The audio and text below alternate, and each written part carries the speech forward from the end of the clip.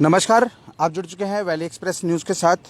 हमारे साथ जुड़ेंगे ऋषि किलम जी, नेशनल जॉइंट सेक्रेटरी यूथ के हमारे साथ बात करेंगे। दूसरी बात यह है कि हम इनसे बात करेंगे कि कहीं ना कहीं जो महंगाई, बढ़ती हुई महंगाई है, उसको किस तरह कंट्रोल किया जाए।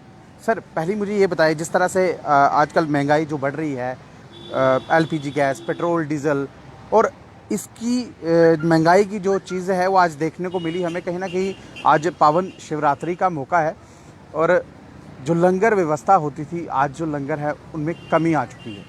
देखिए, आप क्या सारे जानते हैं कि जैसे एलपीजी ने कमर तोड़ रखी है, जैसे पेट्रोल के प्राइसेस बढ़े हुए हैं। ऑलरेडी लोग, जो गरीब तबका लोग है, जो मजदूर तबका लोग है, वो उनकी कमर टूट चुकी है महंगाई से। लेकिन बड़े अफसोस की बात है, हर साल मतलब जब भी त्यौहार, कोई भी त्यौहार आता है तो हम बढ़ चढ़ के हिस्सा लेते हैं। हर एक परिवार में खुशी होती है, खुशी की लहर बच्चों में खासकर कि त्यौहार आ रहा है, चाहे वो दिवाली हो, ईद हो या शिवरात्रि हो। लेकिन इस बार कहीं ना कहीं मायूसी नज़र आ रही है, क्योंकि महंगाई को लेके आप मार्केट की कंडीशन देखिए। आप तालाब तलो एरिया जाइए, आप जम्मू सिटी की बात कर लीजिए, काफ़ी एरिया, जानीपुर साइड बात कर लीजिए, जो भी वहाँ पे बेच रहे हैं, चाहे सब्जी बेच रहे हैं, चाहे फूल बेच रहे हैं, वो अपना जो उनका मन कर रहा है वो रेट लगा रहे हैं। जो फूल 100 रुपये के जी है, आज वो 250 रुपये है। जो सब्जी 40 रुपये के जी है, आज वो 80 रुपये के जी है। जो कमल ककड़ी जो है वो 80 से 90 के बीच में के जी है, आज वो 150 पौने 200 रुपये के जी है। आखिरकार जम्मू म्यूनसिपल कॉर्पोरेशन साइलेंट क्यों है? वो किस लिए है? या तो उनका भी इसमें हाथ है। मेयर साहब हमारे खामोश क्यों है? कमिश्नर साहब खामोश क्यों है? आखिरकार एडमिनिस्ट्रेशन कर क्या रही है? सर, कहीं ना कहीं सेंटर से जो रेट्स कहीं ना कहीं डीजल और पेट्रोल के बढ़ते थे, जो गाड़ी अपना माल लेके आती थी, जब तेल में बढ़ोतरी होगी, कहीं ना कहीं जो कैरेज है वो बढ़ जाएगी। वही ये चीज़ नहीं, देखिए आज शिवरात्रि का पावन अवसर है। शिवरात्रि से 2 दिन पहले तक रेट ठीक थी, कल से ही रेट्स क्यों डबल हो गई है? मुझे फूलों के रेट डबल हो चुके हैं, सब्जी के रेट्स डबल हो चुके हैं। आखिरकार एक दिन में ऐसा क्यों? अब आप कल ले लीजिए, कल वही उसी दुकान पे आप जाइए, कल रेट आपको नॉर्मल मिल जाएंगे। आखिरकार ये क्या चल रहा है? एडमिनिस्ट्रेशन क्या चाहती है? पेट्रोल और के प्राइसेस आप बात कर रहे हैं, एलपीजी की बात कर रहे हैं, लेकिन वो तो काफ़ी टाइम से बढ़े हुए हैं। तो इसी टाइम, मतलब त्यौहार से पहले 1 दिन 2 दिन पहले ये रेट्स हाई क्यों हैं? ये कहीं ना कहीं हमने पहले भी अपील की थी, हमारी पार्टी ने भी अपील की थी कि आप ऐसा करिए, जितने भी जो सब्जी बेचते हैं, वेजिटेबल्स वाले हैं, या आप ले लीजिए जो भी कंज्यूमर प्रोडक्ट्स है, तो एक बाज़ाब्ता लिस्ट होनी चाहिए जम्मू म्यूनसिपल कॉर्पोरेशन की तरफ से कि ये सब्जी इस रेट में बिकेगी।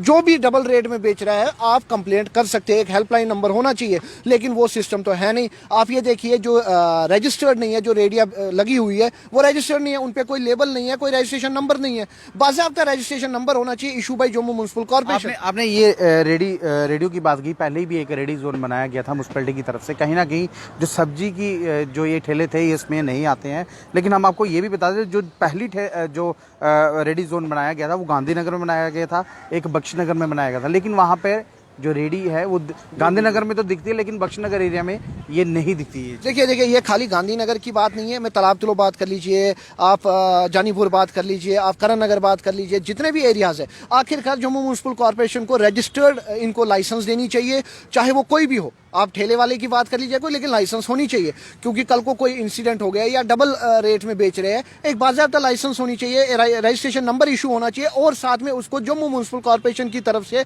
लिस्ट होनी चाहिए, इस फल की, इस सब्जी की ये रेट है। सर, क्या लगता है कि आज जम्मू म्यूनसिपैलिटी की हम बात कर रहे हैं, हम अपनी यहाँ एसजी साहब का जो राज है वो भी चल रहा है, क्योंकि हमारे मनोज सिन्हा साहब अच्छा कार्य कर रहे हैं। कहीं ना कहीं आज के दिन जो था, सरकार की तरफ से भी कुछ जगह पे जो थे लंगर लगने चाहिए, बिल्कुल लंगर लगने चाहिए, जम्मू म्यूनसिपल कॉर्पोरेशन की तरफ से लगने चाहिए, फूड एंड सप्लाईज डिपार्टमेंट की तरफ से लगने चाहिए, या एडमिनिस्ट्रेशन की तरफ से लगने चाहिए। आखिरकार बताइए, क्या साइलेंट का मजाक बना रखा है इन्होंने त्योहारों का भी? आप ये बताइए, आम जनता सुसाइड पे, आत्महत्या पे आ चुके हैं, क्योंकि जिस हिसाब से महंगाई है, जिस हिसाब से कोई कंट्रोल नहीं है एडमिनिस्ट्रेशन का। एडमिनिस्ट्रेशन टोटली फ्लॉप है। आप कहीं भी चले जाइए, किसी भी दुकान पे चले जाइए, उसकी जो मन में आ रहा है वो रेट लगा रहा है, जो उसका दिल कर रहा है वो रेट लगा रहा है। आखिरकार एडमिनिस्ट्रेशन चुप क्यों है? लेकिन ऋषि जी, मैं आपसे ये भी जानना चाहूंगा कि हर घर में जो अब बोलना तो नहीं चाहिए, कचरा उठाने के लिए जो है हर घर को 100 रुपया देना पड़ रहा है। 100 रुपया वो चार्ज किया जा रहा है लोगों से।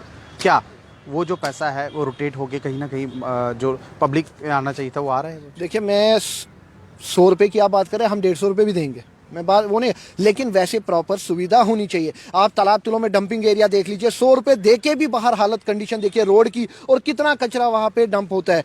फिर क्या है, बाकी एरियाज में चले जाइए, भगवती नगर साइड चले जाइए, 100 रुपए दे के भी वो हालत है। आखिरकार जम्मू म्युनिसिपल कॉर्पोरेशन लूट मचा रही है। आप मुझे बताइए, मुझसे एक सिंपल सा सवाल है, जब ये कहते हैं कि कमिश्नर साहब या जम्मू म्युनिसिपल कॉर्पोरेशन की टीम तालाब तिलो, न्यू प्लॉट कहीं विजिट करने वाली है, मुझे ये बताइए इन्फॉर्मेशन कैसे दुकान वालों को पहले ही पहुंच जाती है और सबसे वो एरिया ही बंद हो जाता है, जैसे कोई कर्फ्यू लगा होता है। आप दूध के प्राइसेस देखिए, कोई 50 बेच रहा है, कोई 60 बेच रहा है, कोई 65 बेच रहा है। आखिरकार ऐसा क्या है उस दूध में? मैं ये जानना चाहता हूँ कि मिलावट है या क्या है, मुझे बताइए। कोई 60 का बेच रहा है, कोई 65 का, कोई 50 का, कोई 40 का। कोई जम्मू म्युनिसिपल कॉर्पोरेशन को कोई परवाह ही नहीं है। चंद्रमोहन गुप्ता जी हमारे सोए हुए हैं, पूर्णिमा जी कुछ कर नहीं रही है, हमारे कमिश्नर साहब कुछ कर नहीं रहे, रोकथाम कुछ है नहीं। आखिरकार क्या, अगर इनसे नहीं होता है तो रिजाइन दे। हम कमिश्नर साहब कर तो रहे हैं, उन्होंने हर पार्क में जो मशीनें थी वो लगाई गई, लेकिन मज़े की बात यह है उन मशीनों का जो काम था वो कुछ जगह ऐसी जगह मशीनें लगाई हैं वो जो कार्य नहीं कर रही। लाखों का ये सिस्टम लगाया गया था, लेकिन ये वहीं पे लगानी चाहिए थी जहाँ पे जो रिहायशी एरिया होना चाहिए, ताकि जो बुजुर्ग या कोई बच्चे खेलने के लिए आए उन मशीनों को यूज़ कर पाएँ। ये सारा एक आइवाश है, ये टेंडर्स अलाट करते हैं। आज हम जो आप देख लीजिए, कोई लेन बना रहे हैं, कोई कुछ करे, 10 दिन बाद किसी और को टेंडर देके फिर उसको साफ कर लेते हैं। लोगों को ये हरासमेंट कर रहे हैं, लोगों को परेशान कर रहे हैं। अरे ये पहले अपनी गली मोहल्ले ठीक करे, फिर स्मार्ट सिटी की बात करें। इनसे तो गली मोहल्ले नहीं हो रहे, इनसे तो पार्क की कंडीशन देखिए। ये पार्क तो छोड़ दीजिए, बाकी पार्क्स की हालत देख लीजिए, लेन्स की हालत देख लीजिए। बठंडी चले जाइए आप, ये बहुफोर्ट चले जाइए आप, तालाब तिलो आइए आप, वहाँ कंडीशन देखिए, रोड्स की कंडीशन देखिए। हम टैक्स पे कर रहे हैं, लोग देखिए, आम गरीब आदमी जो उनसे बन पा रहा है वो फिर भी गवर्नमेंट को टैक्स दे रहा है, और उसके बावजूद भी ये सड़कों की हालत है, ये कंडीशन है। क्या स्मार्ट सिटी है? मुझे बताइए। एक आईवाश। क्या लगता है कि यही थे अच्छे दिन? यही अच्छे दिन है। हम तो रुके, हाथ जोड़ के रिक्वेस्ट करते हैं भाजपा सरकार से, हमारे पुराने दिन ही हमें वापस कर दो। हमें नहीं चाहिए अच्छे दिन, हमें नहीं चाहिए स्मार्ट सिटी। हम जैसे वैसे ही ठीक है। आप लोगों ने हमें कहां से कहां लेके गए। आप लोगों ने जम्मू की कंडीशन क्या की है, कश्मीर की कंडीशन क्या की है। नौजवानों को गलत रास्तों पे भटक रहे हैं, उनकी कंडीशन देख लिए। डेली वेजर देखिए, आंगनवाड़ी देखिए, सुसाइड पे आ गए, आत्महत्या पे, और इनको कोई परवाह ही नहीं है। ये तानाशाही की तरह वो बैठे हैं, इनको कोई कंडीशन ही नहीं है, मतलब कुछ परवाह ही नहीं है किसी की। सर लगता क्या है कि जिस तरह से इन्होंने प्रॉपर्टी टैक्स की भी बात की थी, कहीं ना कहीं अब तो वो लगता है मुझे होल्ड पे रखा गया उसको। अगर प्रॉपर्टी टैक्स लगता है तो जो छोटा तबका है, यानी कि मिडिल क्लास के जो लोग हैं, उससे नीचे वाले लोग हैं, वो किस तरह से ये बढ़ेगी? देखिए, ये प्रॉपर्टी टैक्स मैं कह रहा हूँ, कभी ये मतलब टैक्स पे टैक्स, टोल टैक्स आप देख लीजिए। हालांकि कल की एक छोटी सी एग्जांपल मैं आपको दूँ, इन्होंने फास्टैग की सेवा लगाई है। मैं खुद कटरा गया, कटरा से वापस आया 2 घंटे बाद, और मेरे को यहाँ से 140 रुपीज चार्जेस हो रहे हैं और वापस 65 रुपए चार्जेस हो रहे हैं। आखिरकार ये क्या रेट है? वहाँ भी गुंडागर्दी है, टोल टैक्स पे भी गुंडागर्दी चल रही है, वहाँ पे कोई सुनवाई नहीं है। 200 रुपए, 205 रुपए आप कटरा तक ले रहे हैं टोल टैक्स। ये गुंडागर्दी। सर टोल टैक्स की आप बात कर ही ली है, तो हमें आपको ये बता दो कि टोल टैक्स पर जब गाड़ी जाती है, फास्ट ट्रैक होगा तो एकदम से निकलनी चाहिए, ठीक है। अदरवाइज अगर 2 मिनट से ज़्यादा का वक्त हो जाता है उस गाड़ी को, तो उसका जो टैक्स है वो फ्री होगा। आपने सही कहा, लेकिन ऐसा कुछ नहीं। आप वन टोल प्लाजा की बात करिए, कल की बात है, मैं कल गया, मैंने कंप्लेंट भी वहाँ रजिस्टर्ड की, उसके ऑनलाइन कंप्लेंट भी की। मैंने कहा 140 अब यहाँ से ले रहे हो, 1 घंटे बाद मैं वापस आ रहा हूँ, आप मेरे से 65 रुपये ले रहे हो। आखिरकार ये क्या है? कोई सिस्टम ही नहीं है कि एक तरफ का 65 रुपये था, एक तरफ आते वक्त 65 लिया, जाते वक्त 140 रुपए लिया। और मेरे को एक चीज बताइए, इधर टोल टैक्स में फिक्स होना चाहिए, जो उधमपुर जा रहा है, जो कटरा जा रहा है, जो कहीं जा रहा है, एक सिस्टम होना चाहिए। वह तो गुंडागर्दी है। कोई ऐसा तो नहीं लगा कि जाते वक्त जो है वो गाड़ी चढ़ाई थी तो उसके पैसे जो ज्यादा काटे, आते वक्त ढलाई है तो उसके पैसे? ऐसा कुछ नहीं है। इन्होंने, ये भी भारतीय जनता पार्टी का ही इसमें योगदान होगा कुछ ना कुछ, क्या पता उनके पास भी कुछ जा रहा हो, इसका मैं कुछ कह नहीं सकता हूँ। लेकिन बड़े दुख की बात है कि मतलब जम्मू के लोगों की कमर तोड़ रहे हो आप देखिए, यहाँ से किसी को उधमपुर जाना है, कोई पेशेंट लेके जा रहा है, कोई कुछ लेके जा रहा है, कोई रामबन जा रहा है, उससे आप 200, 250 रुपए टैक्स। सर ऐसा लगता है पेशेंट के लिए तो ये एम्बुलेंस के लिए तो ये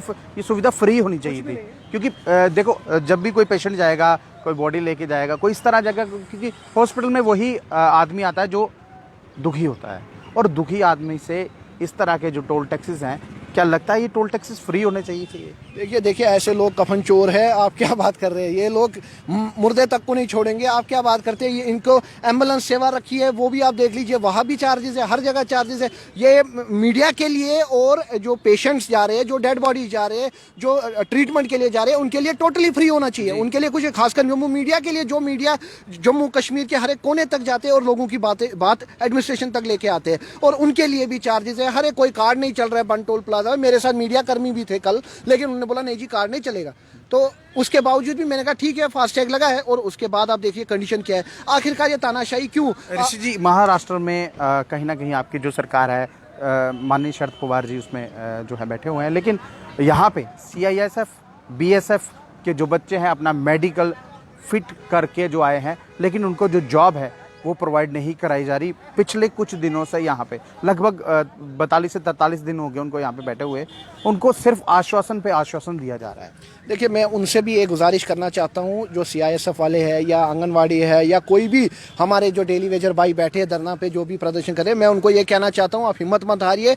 हमारी नेशनलिस्ट कांग्रेस पार्टी जो है वो आपके साथ है। मैं माननीय शरद पवार जी से आज कांटेक्ट करने की कोशिश भी की, मैं उनको रिटर्न में भी लिखा है कि आप ये मुद्दे जो है पार्लियामेंट में उठाए। जम्मू कश्मीर के जो हमारे CISF के मुद्दे हैं, जो डेली वेजर्स के मुद्दे हैं, डेली वेजर्स आत्महत्या पे आए हैं, उनके लिए कुछ करे, जम्मू कश्मीर की बेटियों के लिए कुछ करे, अनएम्प्लॉयड यूथ के लिए कुछ करे। ये आवाज़ पार्लियामेंट तक उठाइए। और मैं उनसे ये कहना चाहता हूँ, भारतीय जनता पार्टी जो गूंगे बहरे लोग बैठे हैं, उनसे ये कहना चाहता हूँ आप पेशेंस को, लोगों की जो पेशेंस है, जो यूथ इस टाइम शांत है, उनको ऐसा मत मजबूर करिए कि वो सड़कों पे आए, आंदोलन करे। और वक्त जल्दी आएगा, अगर उनके मुद्दे हल नहीं हुए वो सड़कों पे आएंगे, और मैं सबसे पहले उनके साथ हूँ। सर, यूथ की आपने बात की, अभी 4th क्लास का एम्प्लॉयज़ का जो एग्ज़ाम था वो अभी हुआ।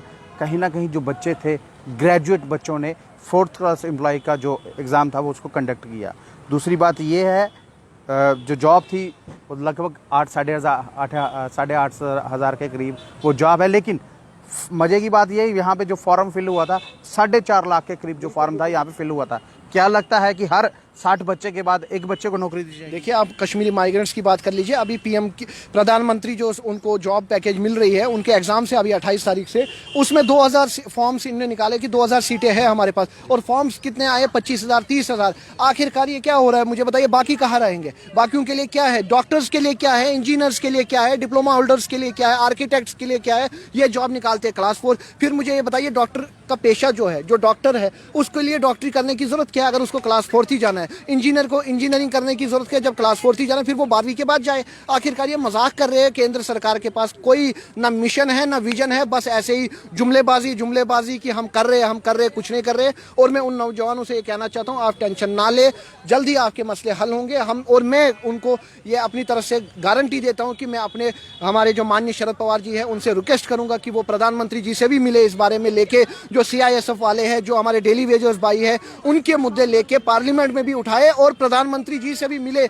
उनके कान जो है वो खोले, और कि देखो जी जम्मू कश्मीर के नौजवान भटक रहे हैं, उनके साथ क्या हो रहा है, सड़कों पे है, भूख हड़ताल पे है, कोई उनकी सुनवाई नहीं है। आखिरकार कब तक चलेगा ये मजाक, कब तक चलेगा? लेकिन बाहर तो जाके यही बात की जाती है, कहीं ना कहीं जम्मू कश्मीर में UT बनी हुई है और बहुत खुशहाल लोग हैं, बहुत खुशी से ले रहे हैं, और जो यूथ है उसको कहीं ना कहीं यहाँ पर जो है जॉब दी जा रही है। क्या यही लगता है? देखिए लॉलीपॉप है खाली। जम्मू कश्मीर की जो एक्चुअल फैक्ट्स है, ग्राउंड रियलिटी है, जो कश्मीर की हो चाहे जम्मू की हो, वो पूरे सेंट्रल गवर्नमेंट तक नहीं लेके जाते हैं। कश्मीर के नौजवान इस टाइम फ्रस्ट्रेटेड है जॉब्स के लिए, उनकी जो कंडीशन है बद से बदतर है। आप देख लीजिए, ये मत देखिए कि कुछ लीडर्स को आप देख रहे हैं, आप कश्मीर में ग्राउंड रियलिटी देखिए, ग्राउंड में जाइए, डोर टू डोर जाके देखिए लोगों की कंडीशन के, शाम को खाने तक को नहीं है, मजदूर लोग जो है। लेकिन ऋषि जी, मैं आपको टोकना चाहूँगा, DDC की इलेक्शन हुई थी लगभग 2.5 महीने पहले।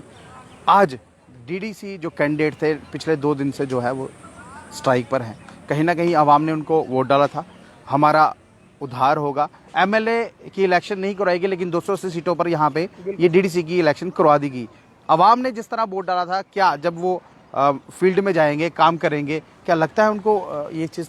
देखिए सबसे पहले ये होता है कि जो लीडर भारतीय जनता पार्टी, जो मैंने तक देखा है, जो भारतीय जनता पार्टी का एमएलए नहीं है, भारतीय जनता पार्टी का कॉर्पोरेटर है, उसको फंड्स नहीं दिए जाते, वो फंड्स की वजह से डेवलपमेंट नहीं कर पाता है। और मैं उन जो जीते हुए कैंडिडेट्स हैं उनसे यही कहना चाहता हूं, आप जम्मू कश्मीर के लोगों का भरोसा ना तोड़े, क्योंकि आपको चुन के कोई इंडिपेंडेंट है, कोई भारतीय जनता पार्टी, कोई कांग्रेस, कोई किसी भी पार्टी से हो, तो उसको आप जो है आप उन लोगों का भरोसा तोड़ते हैं। क्योंकि आप अगर जीते एनसी से हो जाते कांग्रेस में हो, कांग्रेस से हो तो जाते पीडीपी में हो। ये ना करे, जिसको लोगों ने मैंडेट दिया है आप काम करें, डेवलपमेंट की बात करें। अगर आपसे डेवलपमेंट नहीं हो रहा है तो आप लोगों तक बताइए लोगों को कि मेरे को इस प्रॉब्लम की वजह से मैं डेवलपमेंट नहीं कर पा रहा हूं, ये कारण है, मुझे फंड्स नहीं मिल रहे हैं, ये कारण है, मुझे प्रॉब्लम आ रही है। हम लोग मिलकर आपकी प्रॉब्लम्स जो है वो सेंटर तक लेके जाएंगे। लेकिन जब आप ऐसे धरना प्रदर्शन करोगे उससे कुछ नहीं है। आप हमें बताइए अपनी कॉन्स्टिट्यूएंसी में जाके, जहां से आप जीते हैं वहां लोगों को बताइए मुझे फंड्स नहीं मिल रहा है, मुझे भारतीय जनता पार्टी या किसी भी पार्टी का प्रेशर है या कोई परेशानी है, आप बताइए, लोगों से डिस्कस करिए। ऋषि जी 10-10 पंचायतों से या ज़्यादा भी हो सकती हैं, उससे ज़्यादा जुड़कर ये डीडीसी एक कैंडिडेट बनता था। अब उनको जो राउंड करने के जो पैसे थे, यानी कि उन्होंने अपनी पंचायत में अगर जाना है तो पूरे महीने का जो खर्चा है उनको 1500 रुपया दिया जा रहा है। क्या लगता है वो साइकिल से जाएंगे? मैं आपको एक ही चीज बताना चाहता हूं, हमारी पार्टी का ये पिछले 5, मेरी पार्टी की बात नहीं करूंगा, मैं पर्सनल अपनी बात भी करूंगा, पिछले 5 साल से ये मेरा सवाल है कि आखिरकार जो एमएलएज है या फॉर्मर मिनिस्टर्स है उनका पेंशन बंद क्यों नहीं हो रहा है। मुझे ये बताइए, लाख लाख रुपए पेंशन ले रहे हैं, 80-80 हजार रुपए पेंशन ले रहे हैं, क्यों भाई? उनको जनता ने चुन के भेजा 5 साल के लिए, 6 साल के लिए as a parliament member, as a MLA 5 साल के लिए वो गया, तो उसके बाद उसको पेंशन क्यों है? पूरी उम्र जब तक वो जिंदा है उसको पेंशन मिल रहा है। जो 50 साल 30 साल जॉब कर रहा है उसको उतनी पेंशन नहीं है जितना एक एमएलए को है। मुझे ये बताइए आखिरकार ये क्यों है? जो पैसा एमएलए के पेंशन पे वेस्ट हो रहा है, एमपीज के पेंशन पे वेस्ट हो रहा है, वही पैसा हमारे नौजवानों पे लगेगा, वही डेवलपमेंट पे लगेगा। आखिरकार केंद्र सरकार में एलजी साहब से मैंने बहुत बार ये मेल भी किया एलजी साहब को कि ये मुद्दा आप उठाइए, पेंशन सिस्टम बंद करिए, लेकिन उनका ये खुद का लालच है सबका, ये उस पर कोई बात करेगा नहीं। और अल्कोहल की बात करें, जिस तरह से जम्मू को अल्कोहल के लिए बाहर जो ठेका है यहाँ पे किया जा रहा है, कहीं ना कहीं यहाँ पे जो कल प्रोटेस्ट भी हुए इसके ऊपर, शराब की दुकानें यहाँ पे बहुत ज़्यादा खुल जाएंगी। क्या लगता है आपको, इस तरह से करना चाहिए? देखिए, ये जम्मू को, मंदिरों के शहर को कहाँ से कहाँ लेके जा रहे हैं, बड़े अफसोस की बात है। गंदगी की तरफ तो लेके गए, करप्शन की तरफ तो लेके गए, डेवलपमेंट तो जीरो है। अब यही एक बचा था जो भी ये और दे रहे, रेवेन्यू के लिए कर रहे हैं, रेवेन्यू के लिए कर रहे हैं। लेकिन मुझे एक चीज बताइए, एक तरफ से कहते हैं आतंकवाद बढ़ रहा है जम्मू कश्मीर में, एक तरफ से कह रहे हैं ड्रग्स बढ़ रहा है जम्मू में, और अब आप जम्मू कश्मीर के जो बेरोजगार लोग हैं उनको क्या चाहते हैं कि अब वो शराब की तरफ जाए। ये नहीं कहे कि जैसे बाकी स्टेट्स में कहा जाता है कि अल्कोहल फ्री करो, यहाँ अल्कोहल का सिस्टम खत्म करो। जी, मुझे ये लगता है कि जो अभी वाइन शॉप्स खुली हुई हैं, कहीं ना कहीं जो लोग हैं उनका भी रोजगार है। जो 2 से 3 व्यक्ति एक वाइन शॉप में काम करते हैं, कहीं ना कहीं उनके जो घर के मेंबर है वो भी उस पे से पल रहे जितना है उतना रहे, जितना हम उसमें तो कुछ नहीं कह रहे, जो है वो है। लेकिन आप उसको और एक्सपेंड करोगे, और जहां 10 दुकानें आप बोलोगे 20 होनी चाहिए, 30 होनी चाहिए, वो सब नहीं। जितनी लाइसेंस आपने दे रखी है ठीक है, उससे आगे हम यही मांग करते हैं, उससे आगे आप कोई लाइसेंस इशू ना करें, जितनी है बस उतनी ही रहने दें। क्योंकि जम्मू को अब देखिए, ये मंदिरों का शहर है, इसको आप किस तरफ लेके जा रहे हैं, ये अच्छी बात नहीं है। हम यही चाहते हैं कि डेवलपमेंट की बात करें आप, ये अल्कोहल की बात छोड़ दीजिए, जितनी है उतनी ही काफ़ी है। ये थे हमारे साथ जुड़े हुए ऋषि खिलम जी। यहाँ पे डेवलपमेंट की बात की, सीआईएसएफ के बच्चों की बात की, म्यूनसिपैलिटी को भी इन्होंने घेरा, क्योंकि जो कार्य कर रहे हैं वो कहीं ना कहीं वो सही नहीं हो रहे। दूसरी बात ये है कि एलपीजी और पेट्रोल डीजल के दाम जो बढ़ रहे हैं, कब ये सरकारें सेंटर की तरफ से इसको कम किया जाएगा, ये तो आने वाला वक्त ही बताएगा। बाकी आगे की अपडेट के लिए जुड़ रहे हैं आप हमारे साथ। नमस्कार।